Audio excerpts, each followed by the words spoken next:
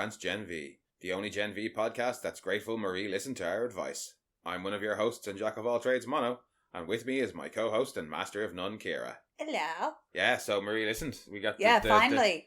The rope lassos that weren't attached to her. Well, blood lassos that weren't attached Still to her. using her own blood, but like she's getting there. Yes, but she's I will slowly not be but surely- satisfied until she picks somebody up.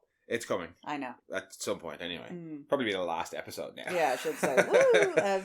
Now. But for the now minute, you pull that out. But she is learning. she is learning. As weird and creepy as Cypher is, he's actually teaching them something. Like they're going to learn stuff from him whether they like it or not. But yeah, we're on to season 2, episode 3. H is for human. And one poor human. H is for a hamster. He's hamster. He's hamster. We have a director that we have seen before this week. We have Karen Gaviola. She did season 4, episode 2 and episode 6 of The Boys. And we have a new writer for Gen V or The Boys in Cameron Squires, who has written for The Acolyte, I Get That All Along, and WandaVision. Oh, okay. But fuck all that noise, because he also wrote 9 episodes of Final Space. Yay! Yeah. So, yeah, we like him. Automatically like him. Yes. And wrote a damn good episode too. Yeah. But yeah, it starts off with that poor human girl. Oh, Jesus, she really needs to quit her job. I Yeah, know. Like, she's like, if I could find another job, I would, but... Like, which is like, worse? shit No ain't job that dire. or death? Like, because it's going to the be benefits death. cannot be worth it. No, God, no. Like, what did she say? Later on, she's had 4 or 5 panic attacks in 3 days. People have, like, threatened like, to, like, kill her, rape her, I know. maim her. I know you can't go on the dole that easily in America. Yeah, but like, anything's better than it's not that. it's not worth it. It is not worth it. I mean, just how she has to get to work alone on her, like, human bus, her, like, segregated human bus, and then weird, creepy X-ray soup who's like, yeah, I'm going to take a good long look at you. That's disgusting. Yeah. And, like, licks his lips and is like, I'll go on then. Yeah. Like, oh, God. And then she gets in and immediately gets abused by some asshole with, like, I don't know, acid spit or something. Yeah, he's a bit of Blachowski as well, but he's not quite. Yeah, because it's not vomit, but it is acid coming from his mouth. So. Yeah, he's kind of like Toad. Well, yeah, if we see more of him, we can decide whether or not he's Blachowski, because we thought that guy in Sage Grove was Blachowski. And for the minute, he stays that way. But yeah, she sees another sign. Another resist sign. Yeah, like, stop tormenting the poor girl. You're going to get her killed. Whoever is doing it, you're a dickhead. Yeah, well, we find out later on who it is. And I'm guessing it's just well-intentioned, but not thinking about the consequences. Yeah. But yeah, she sees the resist sign and pulls it down and then goes to serve her first customer. And he's like, you think that's funny? And she turns around and there's another fucking resist sign exactly where the last one was. She comes over and tears it down and he threatens her immediately. Yeah, he spits in her tip jar so it melts through, which is just unsanitary. And then takes an orange cranberry scone and walks off. Yeah. And yeah, it's just, why? Why would you put up with that? Yeah. Like, I mean, retail work is shit at the best of times. Yeah. It really is. Like, much less having to put up with that and all of that. But we'll leave her be for the minute and check back in with the gang who are debating the ramifications of what was revealed at the end of the last episode. They're all over in Polarity's gaff, looking at the photo. Yeah, Marie's like, I'm not Odessa. I'm not a weapon. Like, yeah, no. They're discussing various theories. I like Emma's one about how maybe they had a baby death match. Although Emma made the same mistake that I did, which is that Marie didn't have her powers when she was a baby. No, she didn't get them till puberty. It's really funny because when she's like celebrity baby, no, not celebrity death match. that would be completely different. Baby death match. It's just that baby army from Invader Zim. Oh, Get him, Squiggles! Snookums! And then they all have the teeth and are like, yeah. Marie's kind of, I'm not a weapon. Polarity's like, well, you could be, because she's like, Starlight said Odessa's a weapon, and you're Odessa, so you're a weapon. And like, Jordan's also like, isn't this all a little bit too convenient?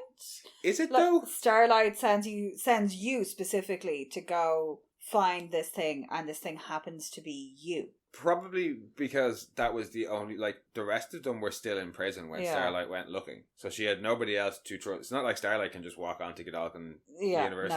No, but the point still. Nah, I don't know. I'm not with Jordan on that one. I don't think it's too coincidental or anything. Just very convenient. Well, no, as Marie points out, Starlight said it was a weapon and they need to stop it. Yeah, so why didn't she what if it's Homelander's nuke? Why didn't she save her from Dognot? So I don't think Starlight knew. Especially especially as we know, Odessa is stuff to do with Homelander. So like that's going to be under the most lock and key that there could be. Yeah. And we saw it was the files were in a secret Nazi room. Yes. That nobody was supposed to go into.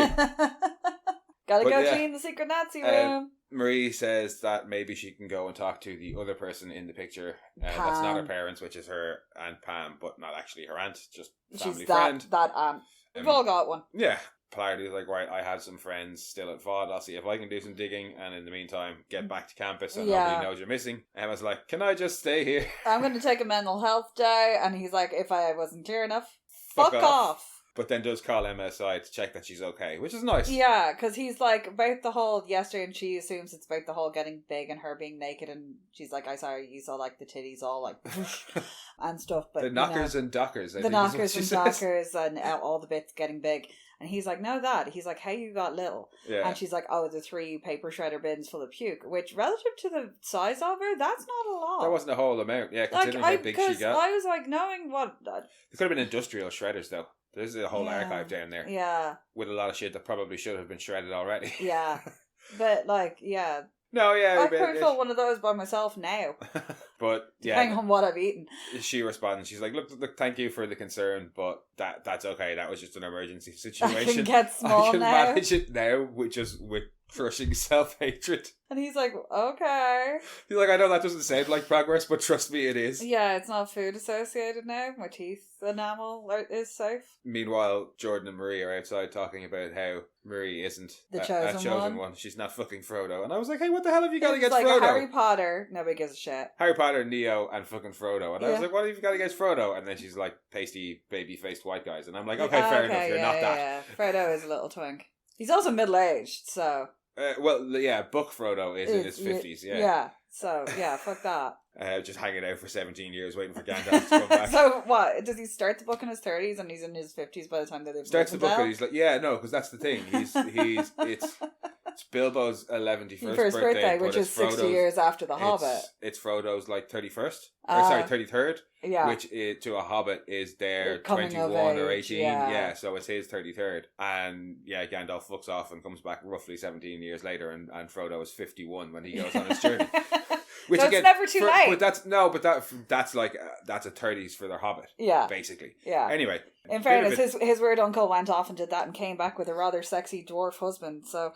Yeah. And now, I mean... Might be a bit of a weird tangent to go on, but at least you understand why I was offended when they said fucking Frodo. Yeah, because we were like, what? Fuck you! What? No! Fuck off! Anyway. But yeah, the whole idea is that it's a chosen person. Yeah. And she's like, I'm not anybody special, and it's like, neither are any of these people. Yeah. Harry Potter particularly with Frodo. Frodo is not a chosen one. That's kind of the whole Sam point. Is. Anyway, away from Lord of the Rings. But yeah, they talk about Pam. Yeah, it's like, well, we could... explains who Pam was. Yeah, and it's like, I could contact her. I have like an old phone number of hers. I could reach out and see. And she's saying that Pam did try and adopt Annabeth. But not her. Well, I don't think... I think she would have been allowed to. No, but she did try to adopt... Not initially, anyway. Annabeth, but she was like, I was quite happy when she wasn't allowed to. Which I was like, ooh, harsh. Like, you still needed... The best person for her to go to is... Well, yeah, but this was, like, I think what Marie is saying is, when I found out, I was happy. Yeah. Marie would have been like 13 or 14 when she found that out, probably. So, yeah, it still would have been quite angry. But yeah, she says, like, look, I'll try and go find her, I suppose. It won't be awkward or anything like that. And it was like, but in the meantime, speaking of awkward, how about that conversation we had the other night where you never got to tell me that you love me back? And they're like, oh, this is neither the time or the place. Not the time, and kind of runs off, basically.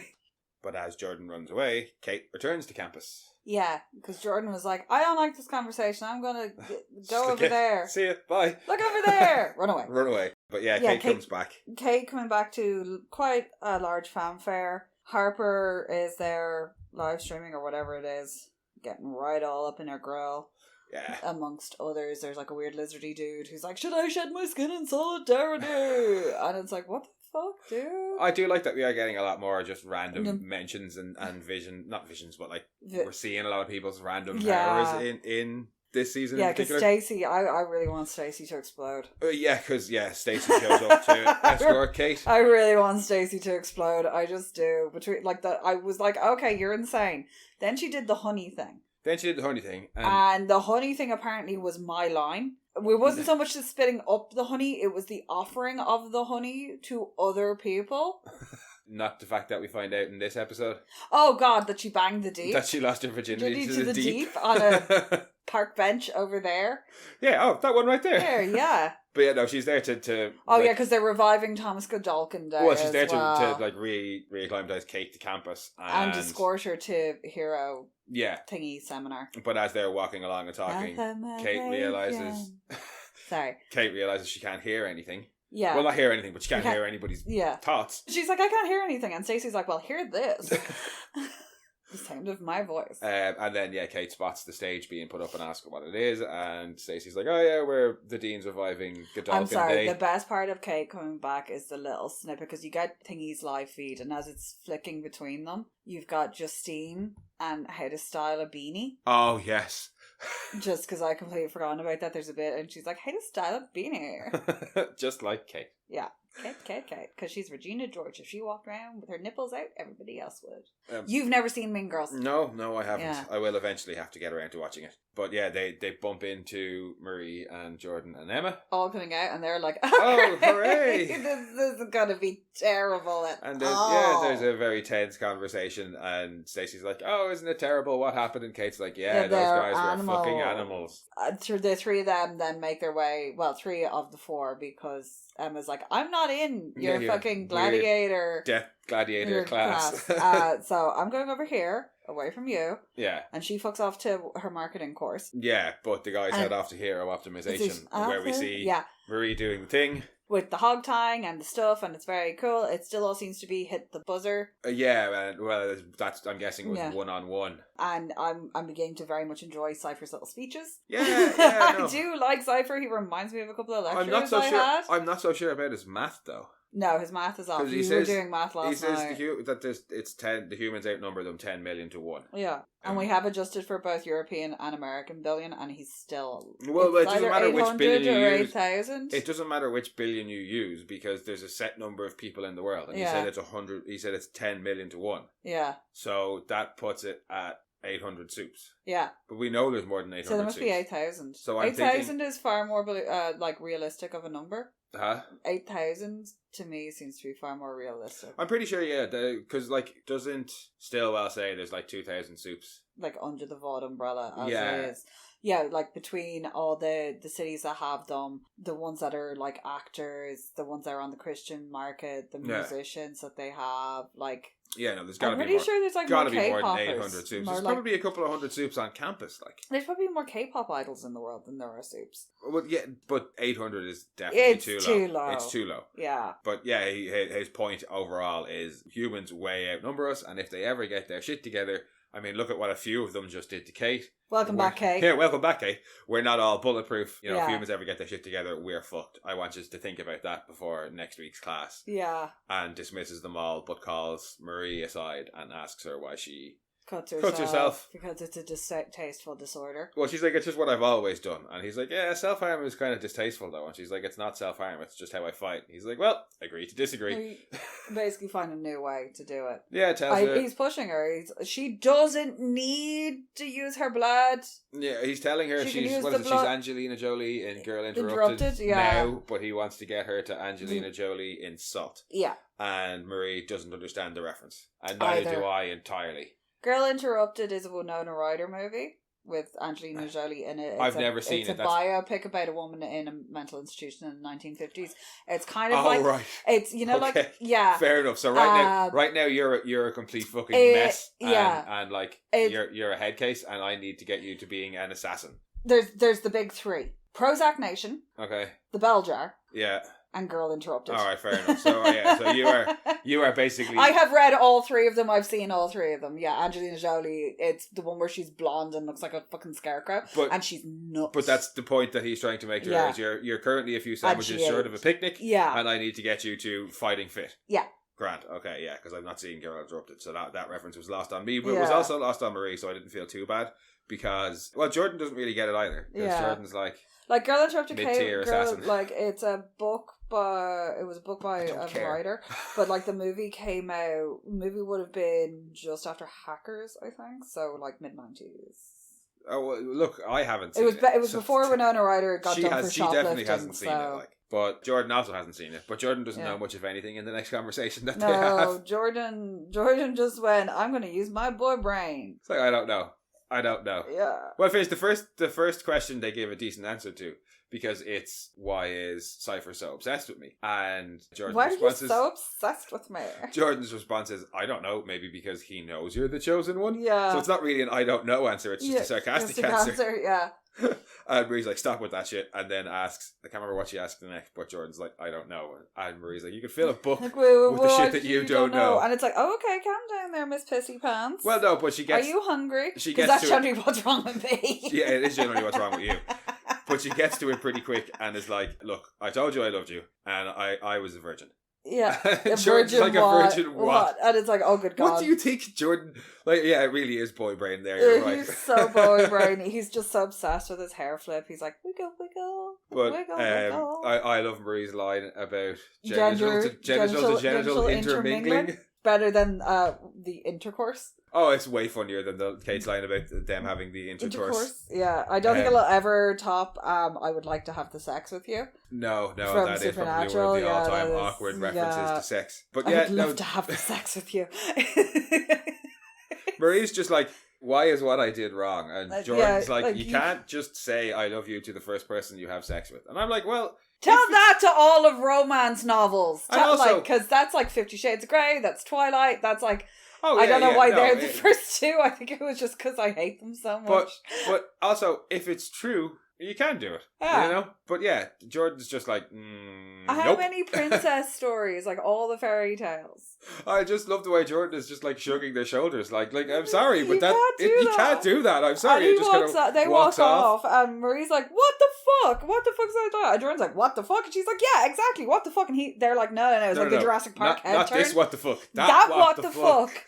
And they're putting up posters of Jordan. Now they're pretty cool. They shift and Stacey like appears and is like, she buzzing around the place, which makes sense. Yeah. She could be Stacey. She doesn't have little like minions. She should. She'd have little satellites buzzing off away from her to do things. She should have a little legion of helpers. I don't know. She strikes me as more of a Jenny from Dairy Girls. Oh, yeah. Who's grown up a bit. Like, you will go far, but you will not be well liked. Yeah. I think that's Stacey. That's Stacey, yeah. Maybe she's a hornet. Yeah. But, like, she shows up and she's like, oh my God, isn't it amazing? It's just like that one of Jesus where if you walked in the street or Homelander and Jesus appears over his shoulder. Yeah. And I was like, can people stop painting white Jesus into things? Jesus was a small, dark man. Yeah, no, but not going to appear on a Homelander flag. In fairness. No. Oh shit, we skipped over a scene there. Did we? Yes, the conversation with Jordan and Marie isn't straight away after hero optimization. That bitch Justine dumps Sam. Oh yeah, Sam is not having a good time. No, Sam is tweaking like a motherfucker. What did I say last episode? The first time we see a puppet, we're gonna know Sam's unraveling. And we see a puppet. And Sam is not at all bothered by the fact that Justine is dumping him. No, she's like, yeah, cool, whatever, fuck off away from me. I like how she's clearly expecting more of a response off him. And she's continuing on with the tirade that she has prepared. And about how she didn't even get much of a bump in followers when they hooked up, and she's got to go. And he's like, yeah, cool, whatever. Yeah, fine, the tuna mayo is talking to me. I thought it was egg mayo initially. It's very pale tuna mayo. I don't know what type of sandwich it is. I don't think the type of sandwich is important. I think what's more important is the fact that it's a puppet sandwich talking to him. And letting us know about some of the horrible stuff that he did. Yeah, that tuna sandwich is serving up some realness. Yeah, it's telling him that he's a monster and that, you did some horrible things, like that poor girl who... You dragged her away when she was screaming for her boyfriend. And I assume... That's Kimiko. Frenchie and Kimiko, yeah. I'm assuming... assuming... Well, that's in the flashbacks that he's getting as well. Yeah. Is him holding on to her and her screaming. And then he takes the sandwich, puts it in the bin. The bin calls him garbage. Well, the sandwich also tells him that it was the most, you just did whatever Homelander and Vought told you to, and that was the most fucked up summer internship ever. And then, he tries to make the sandwich shut up by throwing it in a bin, and the bin tells him he's garbage. He's garbage! And then Muff cabbage! Well, it's a New Jersey bin, so you gotta be careful. And then the son, the conspiracy son, appears. Yeah, he's basically in Avenue V, and the conspiracy theory son shows up. Yeah. Like, it's got it's like, what is it? 5G causes cancer, 9/11 was an inside job. What's the first JFK one? Is still JFK Jr. is still alive. Faked his death. I still prefer JFK being alive and black and in a wheelchair in an old folk home with Elvis Presley. Yes. Fighting mummies. Or alternatively, rescued, sent back in time to the grassy knoll to shoot himself in the head to make conspiracy nuts go wild. Yeah, those are my two favourite JFK. Yeah. That one is. And so that's all that we missed. Then Jordan and Marie have the conversation so and spot the flags, and Stinger Stacy shows up and is like, "You're number one now, Jordan. Like, don't you ever check your fucking phones, guys?" It's the generation that's like supposed to be constantly online. You never check your fucking phones. You're number one. Come with me. They're getting a car. Everybody gets a car. You get a car. Your parents get a car. It's a hybrid, just like you. The hybrid, just like you. And the transtastic. Transtastic. I'm not trans. I'm bigender. I'm a little bit hung up on Jordan just going for all the shit. No, Jordan suddenly being number one. Yeah, because Jordan is basically in season one. Jordan was always kept away from the number one spot, by Golden Boy, but then fell further down the rankings because all we heard was things like your numbers aren't good enough. Great. You don't sell well with fucking to the modern youth. Well, you don't sell well with hicks and shit. And Ashley has the line about bi-gender Asian with pronoun fuckery in the very second episode.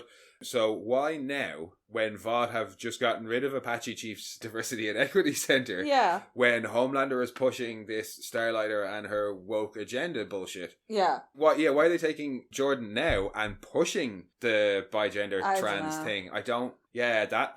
I think they're setting Jordan up for a fall. Jordan manages to do quite okay on that on their own by the end of the episode, so I think it's irrelevant. It's going to be irrelevant that they were pushing that aspect, but I am curious as to why. Yeah, because it seemed to be immediate, and it was after they'd had the class where Marie was excelling. Yeah. And knocking Cate, because Cate's number one. Maybe. Oh, duh. They had to get Cate off number one. Yeah, because she hasn't got any powers and anymore. They probably know well enough that Cate can't keep Sam in line, so Sam can't go to number one. But Jordan is strong enough to take on Sam. Yeah, it could be that, and obviously then they just have to deal with the fact that Jordan is bi-gender. Really fucking strong. Oh yeah, no, I was saying, like I was saying last week, I love Jordan's fighting. Jordan can hold her own against. But no, you're probably right there. Cate was number one. Cate was number one, and she's lost her power. Oh shit, we've done it again. Because we jumped over the scene where Cate goes to see Cypher. Yeah. She goes to because we were talking about everything that happens later on. Yeah, but she goes to see Cypher after she's gotten out of the class and she's overheard him talking to Marie, and she really needs to stop lurking. She does it at the very end of this scene as well. She very much is live, laugh, lurk, isn't she? She is, yeah, she's become quite the lurker. Yeah. Quite the lurker indeed. But yeah, she goes to see Cypher. She's one step away from like people. Yeah. I'm sure there's plenty of those all around that campus. Oh yeah. But yeah, she goes to see Cypher and is like, why are they still around? Like they attacked me. I told you. Like, yeah. I'm going to go and get rid of them. Vought. You have to tell Vought. And he's like, why would I tell Vought? Because if I tell Vought, we're going to have to tell them everything. Yeah, that won't end well for you. And he has this little kind of role play of her calling Homelander and Homelander being like, oh, what's that? You're powerless and useless and killed some innocent people. Yeah, most importantly though, you're powerless. And that is absolutely how Homelander would react. Without your power, you are nothing. But that's absolutely how Homelander would react as well. Now, I know Cypher's trying to drill home his point. In fairness, Homelander's pulled people apart for smaller slights. Well, no, but you don't remember the way he was with A-Train. When A-Train was having the trouble with his heart. He was like, if you can't run, you're useless to me. Yeah. Like, why would I even keep you around? Even Firecracker, when she started to get sick, he was like, ew. Long go down there. When he keeps telling her to move further and further down the desk when she's coughing. But long before Homelander went down, long before he even met Stormfront and went down the supremacy route, he was already, like, bitching at A-Train. Well, and there's they were like, oh, we found the first, like, super, like, disabled suit, what was his name? Blind Spot? Yeah. And he's like, what the fuck is this shit? Clap. Well, I think, I think He he's got also just detangoed insulted him, that Ashley was bringing anybody to him for the 7. Look at me. Yeah, that is how Homelander would react, but it's also Cypher driving home his point of powers are what makes soups. And without your powers, you're nothing. You're useless, because all you were good for, you know too much. Yeah. If you were torturing people for them. Yeah, and don't jeopardize your position. Let's focus on you getting your powers back. Yeah, you need to heal. That's what we're going with. Yeah. Like, we don't know your powers could come back. You know, like, we don't know anything. Well, he says, we're going, like, you need to focus on resting and getting better, and let's try and get your powers back for the minute. Like, let's focus on that. So he obviously seems to think that she can. They don't know, because they really don't know anything about V or long-term effects of it, because, like, they constantly seem to be surprised by it failing them. Well, one of the things actually I thought that was interesting that Cypher said in the previous episode that I didn't mention in the episode was he talks about how, when he's talking about how they don't know how their powers work, he says superhuman physiology has had to evolve to, deal with the crazy things that our bodies do. Yeah. Not human physiology has had to evolve to deal with V, but superhuman physiology. So, like, is there more? Are we looking at an X-Men like different levels? Omega level mutant shit. Is Cypher some sort of crazy geneticist who can, like, read genetic code? Well, I mean, given what we find out a little bit later with Marie and Pam, is he a Tenenbaum? Is he another Cardosa? Is he another Vought? Is he another Godolphin? Like, remains to be seen. But yeah, he tells her, look, just focus on getting better, and off you go. And she wanders out and stares at a big door. Like big door. Yeah, he's got a big door. He's got a Dexter's Lab style door in his fucking house. And she's just staring at it, and he walks out and he's like, are you having some trouble finding your way out, Kate? She's like, goodbye, Kate. Yeah, I'm doing that. Bye, Felicia. Doing that lurking thing again. Yeah, she does enjoy a good lurk. They're going to have to put a bell on her. And that's all that we skipped over. Jordan. Kate is very much not having a good time, though, at all. Like, Kate is unraveling about as fast as Sam is. Well, no, because she doesn't listen to him at all, because the next that we see her is her in the cafeteria when she confronts Emma. Yeah. And she's looking a bit crazy eyes. Oh, yeah, and she grabs Emma. Yeah. And I'm assuming with the full intent of, like, pushing her to do something. And she can't, because she's barehanded, and Emma's just like, hey! I think Emma is shocked that nothing happens. And then Kate's like, what would you do if you had to face the people who, like, tried to kill you and then walked away and let you die? And Emma's like, duh. Technically, that wasn't me. and to be perfectly honest, actually, Marie did try to save you. Yeah, Marie did. The thing that you wouldn't let her do. Yeah, Marie did try to save her. Yeah. Jordan was the one who was like, no. You can't touch her. Emma was the one that Marie specifically called out to, though. Or that Kate specifically called out to. Yeah, because Kate knows that Emma's the fucking weakness. Like, in that situation, Emma's the one who's compassionate. Well, also, Emma was the only one who hadn't had her say, and, like, Marie was going to save her and then pulled away because of what Jordan said. So Emma was the only real line she had left. Like, Emma is good. Yeah. Like, there's no badness in Emma at all, whereas Marie's very much capable. Well, there was a little bit of badness in Emma last episode where she suggested killing Kate. Yeah, but, like, she wasn't actually going to go out. No, I don't think she will. But, yeah, it's only a real kind of short confrontation. Kate realises that she can't actually do anything and leaves. Yeah. And Emma's like, whoa, that was stressful. I'm going to go and get a whole load of muffins. Yeah, I need 17. 17 muffins, exactly 17. Doesn't matter what kind, fill them up. And the barista's like, sure, no problem. The barista's just having, like, the worst day. Well, I think she's probably just happy that, hey, look, that's the girl who kind of defended me yesterday. Yeah. I'll get her whatever she wants. And is there Emma sees another resist sign? Yeah, or another one comes up. And your one's like, oh my god, I'm so sorry, that wasn't me. I swear that wasn't me. And Emma's like, why don't you quit? Like, and... Well, she tells Emma how bad things have been, and Emma's like, why don't you quit? She's like, I can't. I need another... I would if I could find another job. Yeah. And says, she doesn't know who's doing it. They have cameras, but they're not finding everybody. And Emma's like, well, could be an invisible soup. Maverick's more into bestiality, so it's probably not him. Or more into bestiality than social justice, so it's probably not him. So is it like a mimic? It's like, no, she's like, it could be a teleporter. A speedster. And then she sees more spray paint going up, and it's a speedster, and she chases off. Not a very good speedster. No, not a very good speedster. Well, in fairness, we do find out, As we find out, it's not actually... Because I was like, yay, speedster! Because I always assumed there would be more of them. You only got to see A-Train and... A-Train, Shockwave. Yeah. I feel like there was maybe a third, but only somewhere in the background. Yeah. Well, there was the dude who was with the mermaid siren girl. who had the vibrating hand. Yeah. Like, he could have been a speedster doing some of those flash powers stuff. Yeah, but actual straight up speedsters. Huey's dad also had the super vibrate powers. Well, that was like more phasing. Yeah, he just else. kind of. Anyway, But they have Flash at least... could do that though, except for that But one Huey was a time when teleporter. Batman fucking convinces the English Flash, what's his name, Billy Quick, Johnny Quick, to kill himself. Yeah. Vibrate. No, Flash, you're not strong enough. I need this guy to kill himself. But yeah, there's at least one speedster on campus anyway, because their powers have been stolen, as we discover, because Emma chases the speedster down through the boys' locker and just... Well, there's a lot of low-hanging fruit. Yes. And apparently a Jewish guy. Muzzle tough. Yeah. But just... not impenetrable skin on you then. No. Briss? Well, they're not all bulletproof. No. Or briss-proof.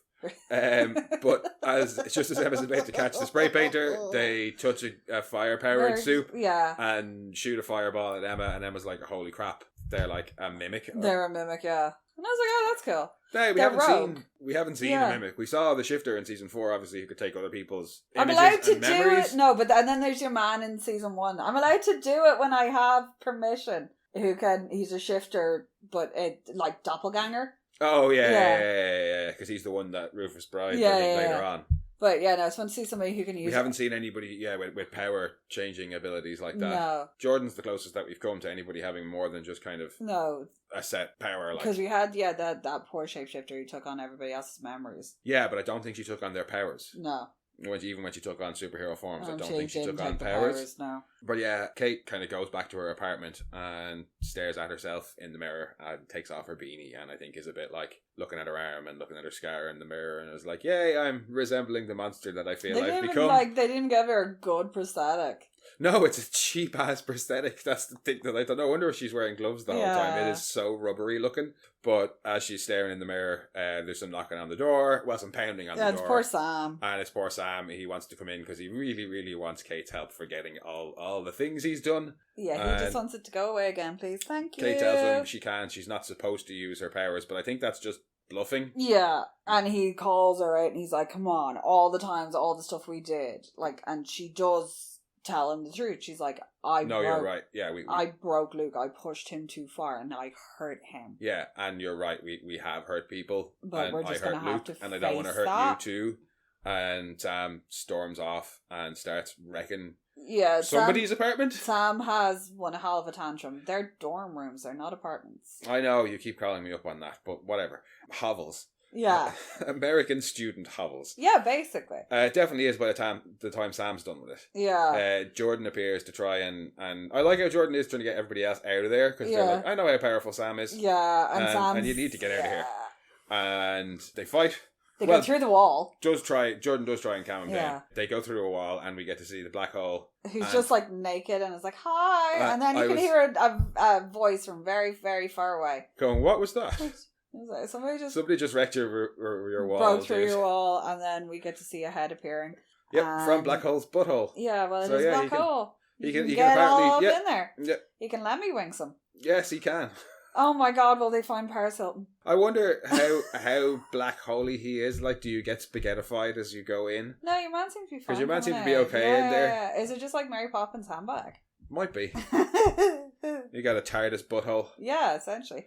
Anyway, I installed a black hole on the table so we can scream. Outside of the weird sexual perversions, can people stop what climbing inside other people? No, it's a tradition on this show. Yeah, but yeah, outside Sam and Jordan continue to fight until because they go out the window. Can you just stop? Yeah, being so aggro. You got to stop it, mate. Like, people are just trying to help you, and I love Sam's just general frustration, his exhaustion when he's like, nobody can help me, and Jordan's like, you gotta give somebody a chance. Yeah, like, fine, and just collapses.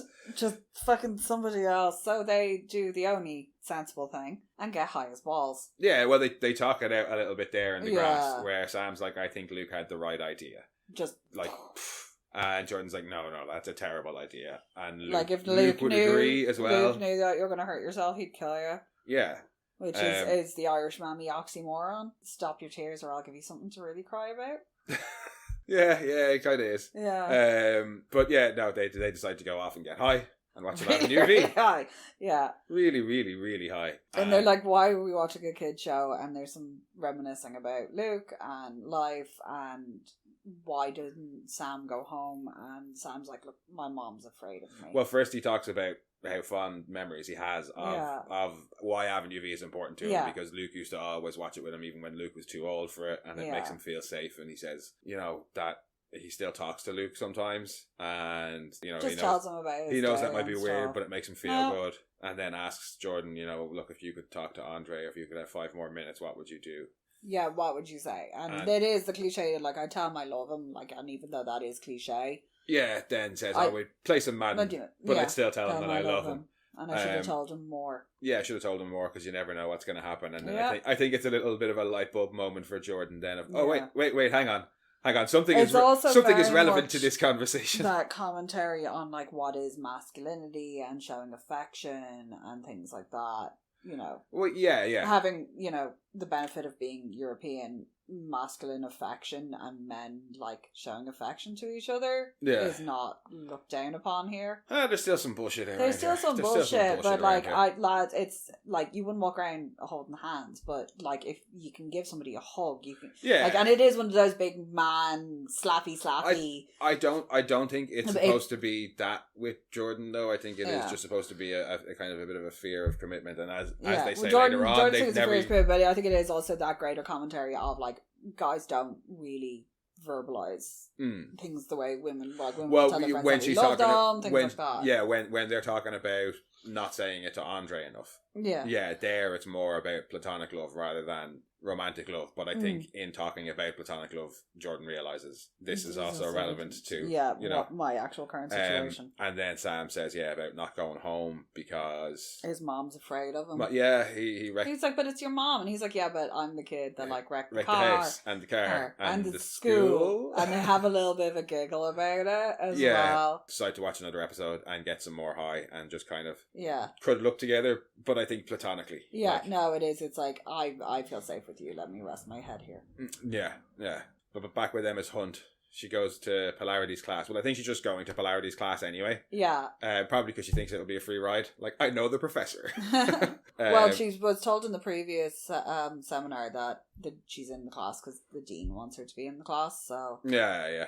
Also, if she's going up in the rankings, from like popularity, she needs to know how to do the marketing stuff. Yeah. But yeah, Polarity's got a fairly good case about why he's the professor. Yeah, I have lots of money. I have lots of money in the bank because of all the successful marketing I've done. Yeah, shut up and listen. Yeah, it's all my money isn't from my movies; it's from this and this and this. So you need to like diversify. It's why every celebrity in the like early 2000s had a perfume. Yep. But while she's not listening to Polarity, she twigs Harper. The Harper's got spray painted hand. Yeah, scoots down and just kicks the back of her chair. I was like, ow. Yeah, do you mind? It's like, you're the spray painter. Harper's like, no, I'm not, packs up her gear and runs off.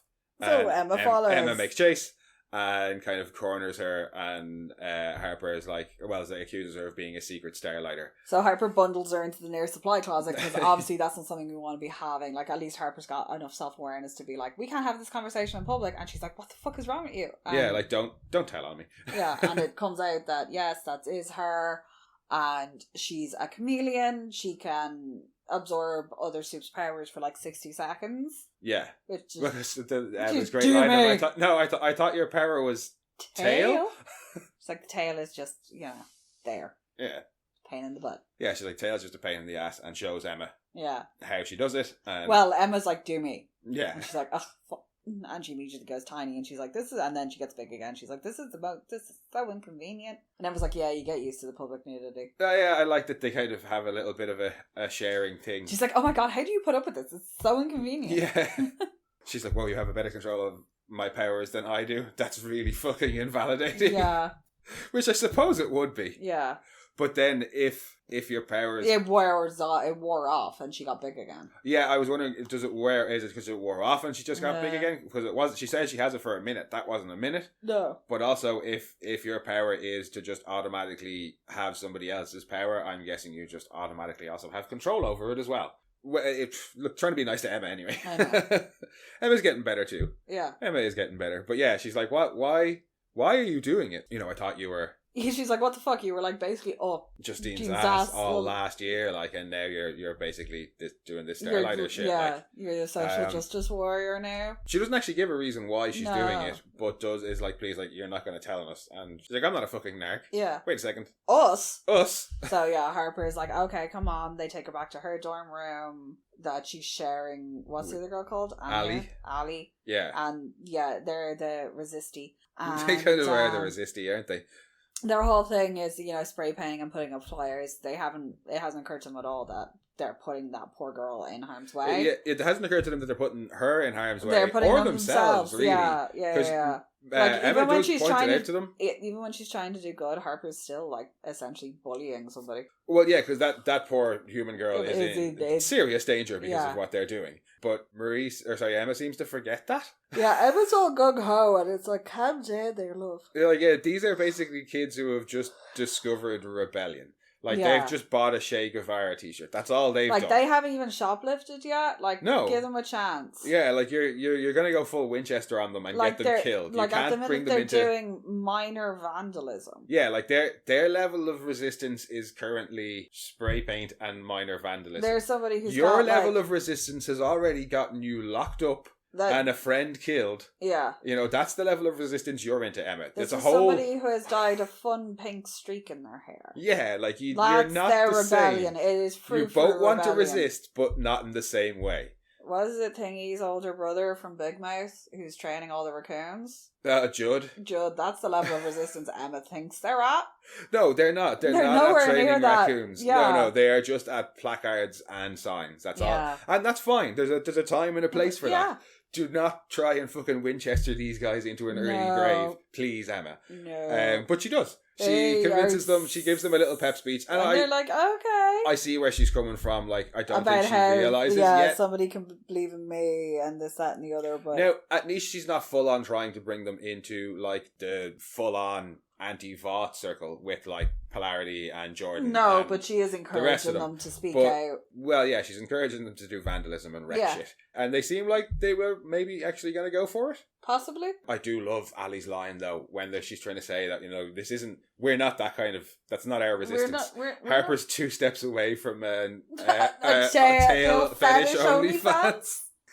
It's like we're arts theater. Yeah, we're arts people. Like, we're theater kids. We don't do that shit. Yeah, Harper's 2 steps away from a tail fetish only fans. Harper's got some pretty cool powers, though. And Harper's like, fuck you! Yeah. It's like, well, it's true. Oh. No, I do. Like, a Harper, I hope we get a little bit more Harper as well, and Ali. No, I'd say we will. I'd say that it's going to be kind of a little subplot, and I'm hoping it doesn't go where I think it goes, which is that Emma's going to get them fucking killed. Yeah. I'm hoping it doesn't go that far, but I'd say that's not a plot thing we're done with yet. No. I'm hoping they will also leave the poor human staff alone. Like, don't do it in human Emma will be areas. like, try not to get any humans in danger by your actions. Yeah. But we'll see how that one plays out. But we've kind of left Marie to the side for the minute as well. So if we check back in with her, she went off. Well, she got a text. She texted Pam and got a text back. Yeah. So she's gone off by herself to go talk to Pam. Pam is wherever, presumably, somewhere in their old neighborhood. Near enough. She's giving herself a little pep talk when she gets there, and she's like, "Hi, Aunt Pam." And it's like, don't call her Aunt Pam. Yeah. But she still calls her Aunt Pam, and she's just like, there's a big sigh on the buzzer. Should have just said, "Hi, it's Marie." Yeah, hi, it's Marie. But instead she's like, "Hi, it's me, Aunt Hi, Pam." Aunt Pam. And she's like, ugh, don't call me that, please. But she still lets her in. Yeah, no, she lets her in. They have a very, very kind of awkward, stilted conversation until... She's like, what do you remember about this day? She pulls out the photo. She's like, what do you remember about this day? Pam is like, well, that's the day after you were born. At the clinic, the whole story comes out that she's an IVF baby. She was conceived through the clinic in Godalming University. Yeah. Like, IVF was really expensive, but here come Vought, and it was like, they didn't get paid, but there was no bill. Like, it was covered. No bill. Yeah, it was all covered. It was all covered. So, there you go. And then a couple of years later, along came Annabeth, who was the true miracle. Well, Marie asks, she's like, well, if they couldn't conceive, what about Annabeth? And Pam says, oh, Annabeth was the true miracle. That's like, Marie's standing right there. Like, come on, think about your phrasing. And she goes off, she rifles through her desk, and she comes back with more photos. And he's like, oh, here's more stuff from that day. And Marie's going through it, and it's all lovely. And she asks, can she keep them? She's like, I can copy them. And Pam's like, no, you keep those. Yeah. And then she gets the one where a Dr. Gold is holding her. Yeah, well, she doesn't realise that. She's just like, who the hell is this holding me? And she's like, that's Dr. Gold. He delivered you. Do you know him now? Yeah. Yeah, it's Cypher. It's Cypher. Yep. Yay! So he was involved in the clinic back then. So he was in Elmira. He was involved in God U back in, well, what would she be, 19 now? So 20 odd years ago, early 2000s. He had been in Vault, Mexico. He was, somewhere down in Vault, Mexico. And he's a Dr. Gold. Yeah. So, still don't know. We have seen crazy Vault scientists. Yeah. None of them have been super powered, though. That's why I'm like, is he some sort of Tenenbaum style figure like he was supposed to be the experiment, but they realised he's more of a beneficial to have him on their side, which might be something to do with, like, is he really good at genetic sequencing? Is he working on V? Is he currently running Odessa in some way, shape or form? And that's what that weird fucking door is behind his house. Like, can he see pattern? Where, like, Tank was just like, I can just read the code? Yeah, but if is he like that level? If he's not a soup and he is a human, who is he and why is he so in line with the superhuman ruling over everybody? Or that dude who could hear is he like Vought's grandson or something? Molecule in The Expanse, and he was writing out all the maths for it. Yeah, but that still involves superpowers. Yeah, I'm just talking on the if he's a human thing. If he's a human, who the fuck is he if he's just a human? Because if he's a soup, he's just a soup. He's got whatever powers he has, and that's why he's in there. Yeah, is he something like Godalkin's son or Vought's grandson with like Stormfront? Yeah. Is he like Stormfront and Vought's grandson? No, she had a daughter. Yeah, but that daughter could have had kids. Yeah. Yeah, because Gold could be anything. Like, that's probably not a real name. Goldstein. I don't think he's Dr. Gold. I doubt he's Dr. Goldstein. But yeah, no, it'll be interesting. Obviously, the mystery deepens with Cypher. Yeah. We got some answers in that we now know a little bit more about. She was given V in vitro. Yeah, in utero, or as part of the IVF process, a la Homelander. So she's definitely going to be of a similar level of strength, I'm guessing. But still, lots of questions. Like there's the learning as well from the whole a dog needs its mother. Yeah. So they, instead of having Homelander isolated, yada yada yada, they then moved on to placing the babies with families. And if she is supposed to be their weapon against Homelander, if that's why she was created, that would have been pre-Ryan. Yeah. So then when Ryan came along, they were like, "Ooh, this might be a better option. We're going to keep this one." Yeah, now we've got a plan A and a plan B. If that's what Marie is with Odessa, but she's definitely going to be of another level of power compared to the rest of them. Or maybe they abandoned Marie because of the trauma inflicted, like killing both her parents. And they could have deemed her, because God knows they have psychologists and shit like that. Like, they could have been, like, obviously when she put into Red River and this, that and the other. By the time that happened, that she got her powers and did that to her parents, or what happened with her parents, because she didn't do it to her parents. Ryan was already around. So yeah, they might have just went, you know what, let's make Ryan plan A and she can just be plan B. We'll throw her in Red River and just keep her on the back burner. Yeah, because Ryan was basically living in, like, the Truman Show. Yeah, they were like, we can do it right with Ryan. Yeah. This one's already had a horrible traumatic experience and doesn't have a loving family anymore. We fucked up. Yeah, possibly. We'll see how it goes. Fuck. Back at Pam's, Pam makes a silly mistake in having not locked the door. No, shut doors correctly, Pam. Things seem to be going well. They're sitting around looking at the photos and talking, and she's like, "Oh my god," Marie's like, "Oh my god, my mom smoked." And it's like, "Oh yeah, we all smoked back then." We all smoked back then, and I'm like, "Fuck you." Back then wasn't that long ago. No, and it was expensive back then too. But yeah, it was a little bit more socially acceptable because, like, wow, smoking ban came in here in 2004. There's just a lot less people smoking now, I suppose. But but like indoor smoking bans and things like that. Like. Yeah. But yeah, Marie asks to go to the bathroom and Pam's like, yeah, it's right there. Past that open door. On you go. Yeah, don't look in there. Just before Marie looks in there, she turns around and is like, I thought my parents did it for the money, not because they couldn't have babies. And Pam was like, no, they did it because they wanted a baby to love, and they did love you. And she walks off to the bathroom and then comes back and has a look in the room with the open door and sees a whole lot of what looks like kids stuff and photos. And sees an A and then sees a card that says, "Happy birthday, Annabeth." It's just like, you had her all the time? The whole time? Pam says not anymore. Not anymore, which makes me believe that they've had to, with Marie breaking out of... Oh, they might have moved her with Marie breaking out. That's a very good point. Because they knew that she's gone in. Or if you think, she's a soup. I don't know if she's a soup or not, but I do think Vaughn have got very close tabs on her because... she's leveraged to get Marie to do what they want.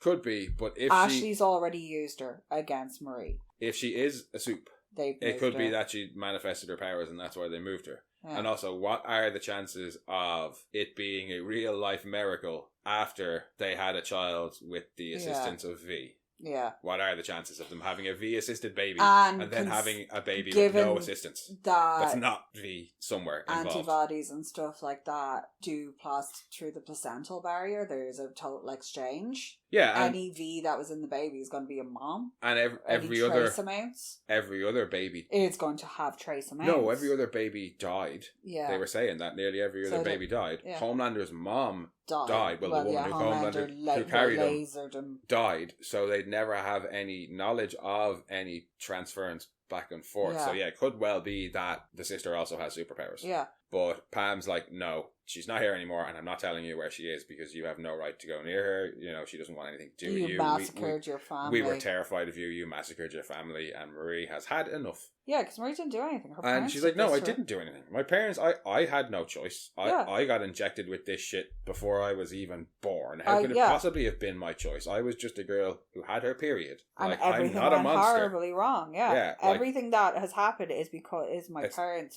fault. It's not my fault. It's my parents. It's also Vaught's as well. Yeah, well, yeah, but it's they all Vaught's knew fault. Any of those parents, like they knew that their babies were going to be injected with give them a chance to be a superhero. Yeah. Oh yeah, and I'm sure they knew as well. I doubt it was hidden to them. No. What was going on, like. But she tells Aunt Pam, you told my sister I was a monster. You made her believe that. And kind of leaves and is like, just tell Annabeth. And head back to campus where Godolphin Day is kicking off. Yeah. Jordan's nearby the stage. Oh yeah, because they have to give the speech. There's like hot dogs. Marie gets back and meets Polarity. Yeah, and is like, hey, have you seen Jordan? Jordan then spots Marie and calls her over and is like, how did it go with Aunt Pam? Yeah, how did it go with Aunt Pam? And she's like, oh, it was horrible, but also enlightening. And before she can give any more information, Jordan's like, I love you. I gotta get it out there. And gives a little speech about how they've never said to anybody before and they've come to realise that they have no idea what's going to happen. They don't want to regret anything, so I love you. I love you, I love you, I love you. Now we kiss with tongues! Yes, and now we kiss with tongues. And spinny camera. And then Jordan goes on stage and does a Starlight. Yeah. Basically. Yeah. I do enjoy the fact that Jordan's masculine presenting side is the more emotionally soft side. Yeah, it certainly seems to be the more vulnerable side. I do enjoy that. I'm totally over the Willy Wonka fucking hair, though. The flip is driving me crazy. I don't know what it is. Can you tie it back in a ponytail, please? Thank you. Well, it might be getting a prison haircut very soon because when they take the stage, they start to give the speech and they say the terrible line about it being transtastic. The cheesy, and it is like they're really buying into it, and Cypher is like... The crowd's supporting them, they switch... Jordan stumbles and is like, I'm sorry, and then switches and everybody's like, woo, and then starts to say about how, as great as it was to be exonerated when they were in prison, and then stops again. And then looks says, at Polarity, and then is like, Andre looks at Marie. And Marie's like, no, don't do it. Andre Anderson died in prison. They've been trying to cover it up, and he died they've been covering trying to get us out. He died because of his powers. They've been covering up a load of stuff. Like the attack on Cate, because it wasn't Starlighters that attacked her. They were innocent and Vought murdered them. And people start to boo then when she says that. It was me. And then they really start to boo. Cypher just walks off stage looking like he's getting a migraine. Yeah, Cypher's like, oh, for fuck's sake. And I'm happy that his plans have had a hitch. And that the episode just kind of ends there with Jordan on stage. And Marie and Polarity being like, oh fuck, and everybody else being like, boo. Cate even looks really shocked. Even Cate looks a bit like didn't want Jordan to Cate can't read minds anymore. No, but shocked that they would do it and almost that they didn't want them to. Yeah. Don't do it, Jordan. We'll see. But definitely wasn't expecting it anyway. No. I think I kind of was. I was like, Jordan's not going to be able to put up with all of this. As the episode wore on. Yeah. And I was correct. Jordan does a Starlight. And I don't know what will happen. I think Jordan's doing the stupid thing this time. Yes. Yeah. Jordan's probably going to have to go on the run now. Yeah. Or at least face up for something, or I don't know. Depends on how televised that was. Yeah. Like, if that was being televised, Jordan's got to go on the run. If that was just on campus, in front of just the people on campus, they could maybe... The public hasn't seen it. No, and they could be like, oh, this is all part of something for Godolphin Day or whatever. I don't know about that, but... Yeah. Or spin it as how everybody is culpable for the attack on Cate. I'm Spartacus. Turn it into Yeah. They could turn it into an I'm Spartacus. They'd have to very selectively edit Jordan's speech. Yeah. But yeah, they could. They need to keep switching in between so that they can't cut it properly. Yeah. The way Whitney did on Real Housewives of Salt Lake.